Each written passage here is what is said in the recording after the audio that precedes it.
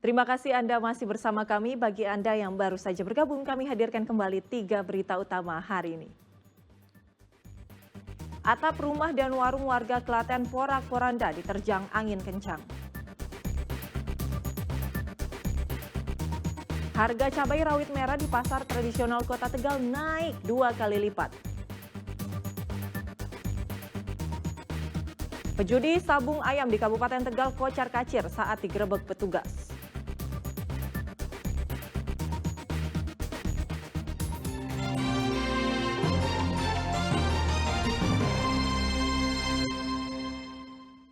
Bantuan air bersih yang datang ke Desa Lembasari, Kabupaten Tegal langsung diserbu warga. Wajar saja sudah 3 bulan lamanya sumur mereka kering dan hujan tak kunjung turun.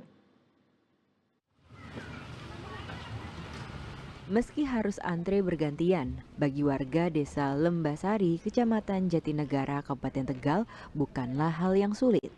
Bagi mereka, adanya pasokan air bersih yang lebih penting.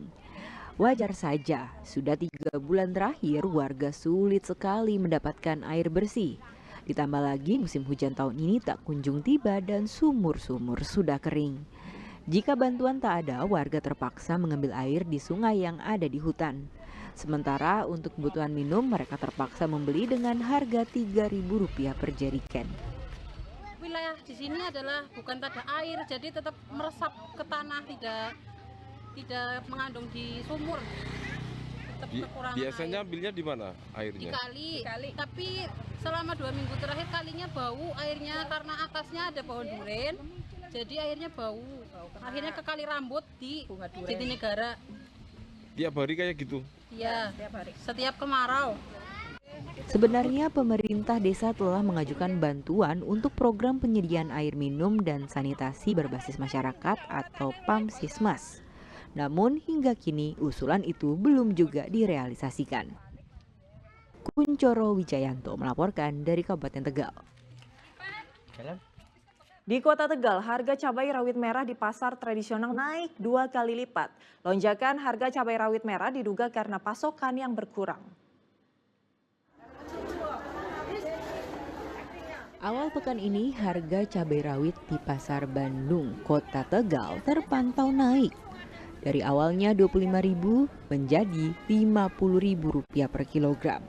Begitupun cabai keriting merah dari Rp22.000 menjadi Rp28.000 per kilogram dan cabai merah besar dari Rp20.000 menjadi Rp24.000 per kilogram.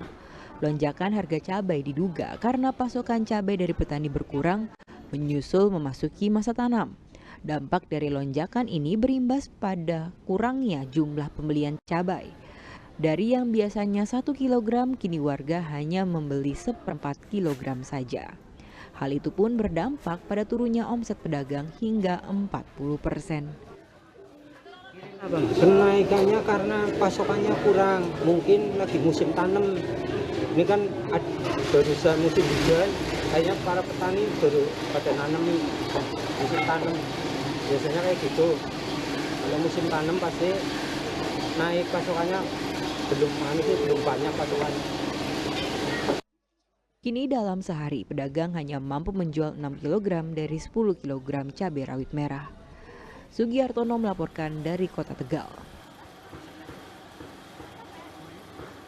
Anggota DPRD Solo Kevin Fabiano dipecat dari PDI Perjuangan. Tak hanya itu, posisinya sebagai Dewan Rakyat juga dicabut. Ketua Banteng Muda Indonesia itu diduga terjerat kasus korupsi dana hibah. Hal itu disampaikan Ketua DPC PDIP Solo di Puncak Sawit Solo Senin kemarin. Diduga Kevin Fabiano terlibat tindak pidana korupsi dana hibah dan kini telah ditahan di Kejaksaan Tinggi Jawa Barat sejak Kamis pekan lalu. FX Rudi mengatakan tindakan Kevin dilakukan sebelum bergabung dengan PDIP. Saat itu Kevin jadi pelatih tim atletik di NPCI Jawa Barat pada 2021 hingga 2023. Ia diduga menaikkan anggaran dan membuat laporan pertanggungjawaban fiktif yang merugikan negara hingga 5 miliar rupiah.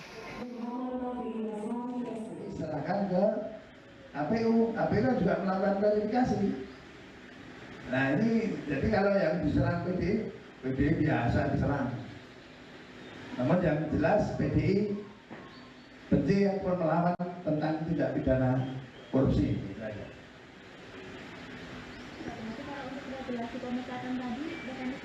Mekanismenya saya melaporkan kepada DPP partai yang punya hak untuk memecat adalah DPP partai. Karena keanggotaan itu yang menentukan adalah DPP partai.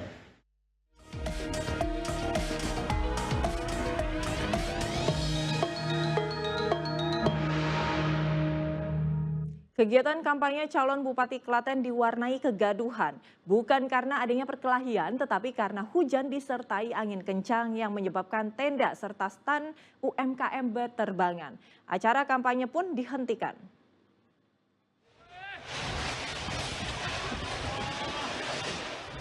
Sungguh mengerikan.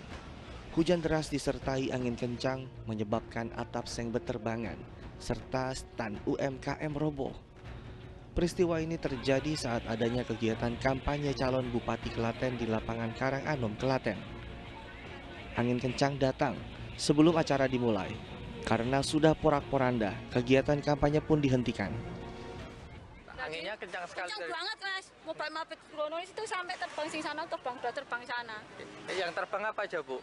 Semua seng, tadi seng, terus apa tenda-tenda itu, semua terbang semua mas. Ibu sempat megang itu kenapa? Megang payung sama stand Gujaya terbini terus balik.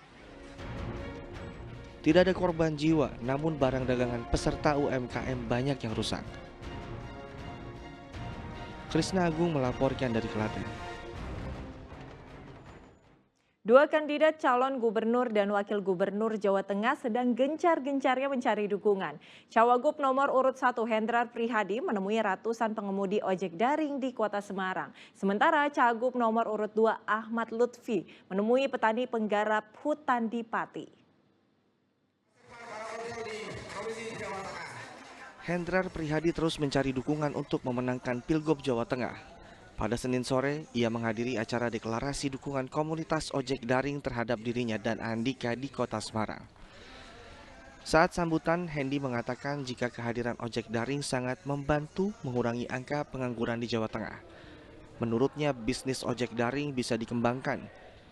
Jika terpilih menjadi wakil gubernur Jawa Tengah, Hendy berjanji akan memperjuangkan hak-hak pengemudi ojek daring, seperti meningkatkan kesejahteraan mereka, adanya tanggungan BPJS, hingga tunjangan hari raya. Sementara calon gubernur nomor urut 2 Ahmad Lutfi bertemu dengan petani penggarap hutan di desa Sukobuku, Kecamatan Margorejo, Pati. Di hadapan ratusan petani, mantan Kapolda Jawa Tengah menyinggung persoalan pupuk yang sering dikeluhkan petani. Jika terpilih menjadi gubernur Jawa Tengah, Lutfi pun berjanji akan membuat kebijakan agar harga pupuk murah. Nantinya pembelian pupuk tidak perlu lagi menggunakan kartu tani. Pendistribusian pupuk bisa langsung ke BUMDes. Lutfi juga akan menyejahterakan petani penggarap lahan hutan. Ali Mustakfirin melaporkan dari Kota Semarang dan Arif Nur melaporkan dari Pati. Dalam 2 pekan ke depan digelar operasi Zebra Candi 2024. Selain untuk menekan angka kecelakaan dan pelanggaran lalu lintas, operasi itu untuk menyukseskan pelantikan presiden dan wakil presiden terpilih. Ratusan personel Polres Semarang gelar apel pasukan operasi Zebra Candi 2024. Nantinya selama operasi akan diberlakukan 2 penanganan, yaitu preventif dan edukatif. Namun jika ditemukan pelanggaran akan ditilang hingga ditindak tegas. Di Salatiga, polisi juga menggelar apel operasi Zebra Candi pada Senin kemarin. Operasi ini dimulai sejak 14 hingga 27 Oktober mendatang. Sistem tilang diberikan bagi mereka yang tak memakai helm, melawan arus, melewati batas kecepatan, menggunakan ponsel saat berkendara, tidak memakai sabuk pengaman, dan ikut balap liar. Diharapkan operasi ini bisa membantu pengamanan jelang pelantikan presiden dan wakil presiden terpilih pada 20 Oktober mendatang.